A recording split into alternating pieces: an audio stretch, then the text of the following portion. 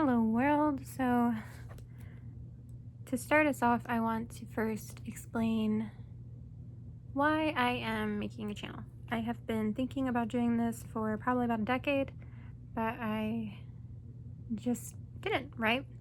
So recently, with the way things have kind of happened in the United States, I have had the thought that it could be helpful for me to put my voice out there in a more like wide field, like to more people, And the reason why I'm saying that is because I am a therapist at a private practice in a red state. So I've seen quite a bit how recent events have affected people in general. Okay, so before we get into that though, I just want to talk a little bit about kind of what this channel is going to be for. So first of all, like I said, I'm a therapist right now. My public credentials are very much like trust me bro, because I know my channel is not verified as a mental health provider or anything like that. I will work on that if it starts to feel like I need to, because I promise I promise I'm a therapist. I'm not going to tell you where I work or what state I'm in, doesn't matter, but if you know me, recognize me, hey, hi, good to see you. So the first thing I thought we could talk about would be my recent sort of journey with autism assessment. I thought it could be helpful, or at least interesting, to hear a therapist's perspective on that sort of assessment. I don't do those assessments. I don't have the appropriate training to do them. I have completed a lot of trainings about autism spectrum disorder, ADHD, just neurodivergence in general. So I feel like I have a decent information base. Like I'm not like Temple Grandin or someone, but I feel like I have more information than other people who aren't working in mental health and who haven't done those trainings. So anyway, I started my assessment journey about, I guess it was 3 weeks ago on a Friday. I drove about an hour to do it. Cost was about $800.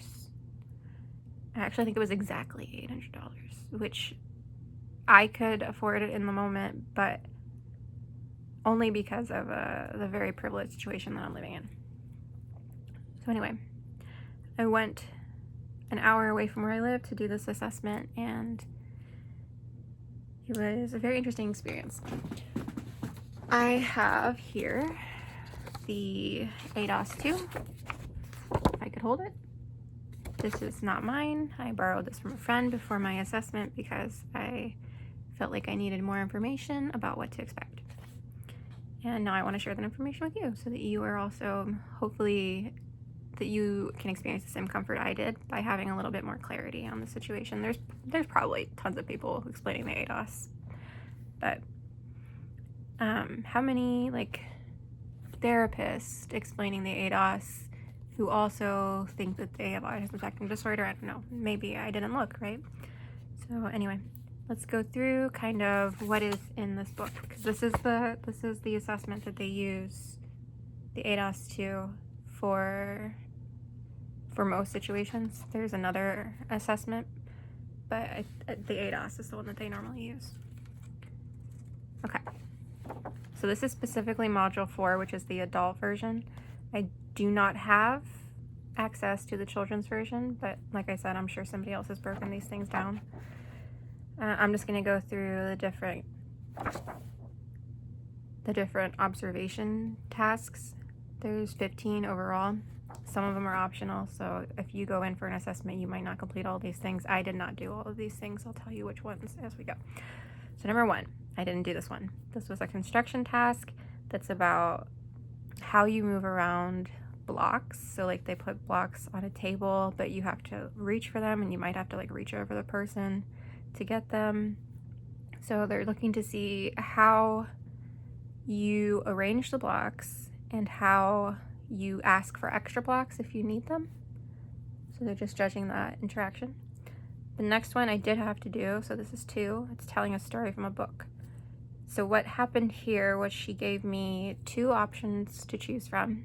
They were both picture books, no words, and the expectation was that I would create a cohesive narrative using just the pictures. It was really hard. I actually think I sucked at this, but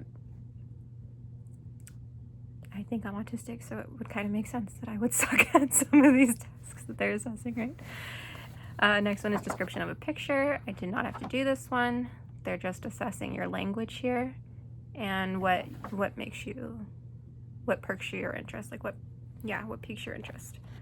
The next one was conversation and reporting. This is, I think, something that happens throughout, but they're observing your statements, how you elaborate on what the assessor is saying, when they provide leads, if you take a full role in the conversation, go back and forth. And then they're observing your changes in your facial expression. So do you make eye contact, or is that hard for you? Do you have normative changes in your facial expressions? People with autism sometimes have a flatter affect and less expression in their face. I've had a big problem with this, actually. I've had many clients, I guess not many, but probably like 3 or 4, point out to me that sometimes I'm hard to read and they feel like they don't get much of a response in my face, which is probably true, but unintentional, and not because I'm not listening or I don't care. It's just the autism thing. And usually once I explain that to people that I'm neurodivergent, they usually understand and don't feel too weird about my differences. Then it asks about work and school. So do you have a job? How did you find your job? Have you ever had other jobs? Are you happy there? Do you talk to your coworkers? Are your coworkers happy at work?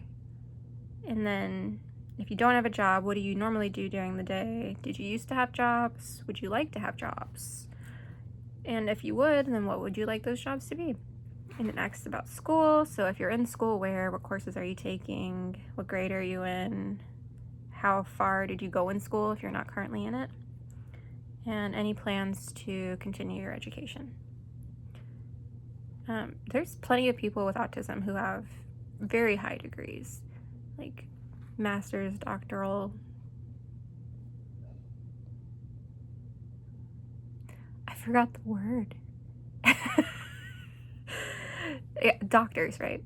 Lots of autistic people who are able to complete high degrees, but then find themselves burning out once they get into the work field because it's very overstimulating, I think. So then it goes into social difficulties and annoyances. What do other people do that annoys you? Have you had problems getting along with people at school or at work? Did you get in trouble? And if so, what kind of trouble and why? Are there things that you do that annoy other people? That question was really hard because I don't know. Nobody's ever come up to me and said, Becky, you are the most annoying person in the world. And I don't think that's because I'm an interminable delight. I'm not. I'm very highly opinionated and I don't hide my opinions.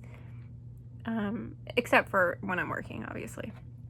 I'm not going to go into work and be like, I hate Donald Trump. Not going to be helpful for some people.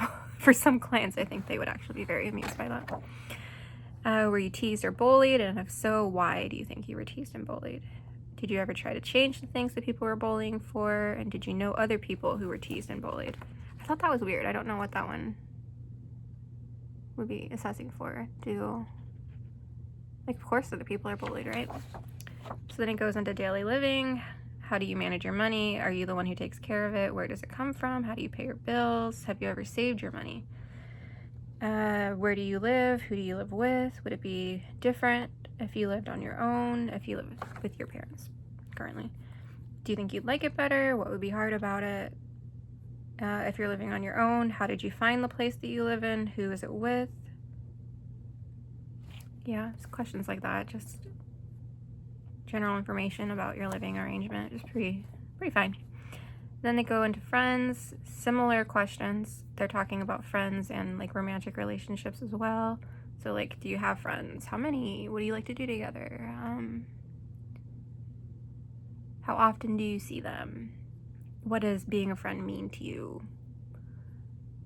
And yeah, and it's very similar questions, but about your significant other too. So do you ever think about getting married or having a long-term relationship? Why do you think people get married? I don't remember being asked that question, but it's a good question, not just for autistic people, but for people in general. Why do you think that people get married? Think about it. So then it asks you about loneliness, your experience of emotions. How do you experience emotions? What makes you feel certain ways, like what makes you happy, what makes you sad? What does happy feel like in your body? It goes into stuff like that. This one was weird for me too because I kept noticing that I was describing the emotions in my body like very similarly, which makes sense from a brain perspective because like anxiety and anger, yeah, those are going to feel similar because they have really similar effects on your brain and your body because they both, it doesn't matter right now. We'll talk about it another day. Anyway, she asked about loneliness. Do I feel lonely? Do I think other people feel lonely? I thought that one was weird too. Like, yeah, of course. I don't really feel lonely ever, but I know other people feel lonely because I've had clients who have told me that they feel lonely. And I've had friends who have told me that they're lonely and stuff like that. I don't really get lonely. Sometimes I feel alone, but I'm not sad about being alone. Yeah. The only time I really feel lonely is when there's something that's really eating at me and there's no one who would be appropriate to talk to about it.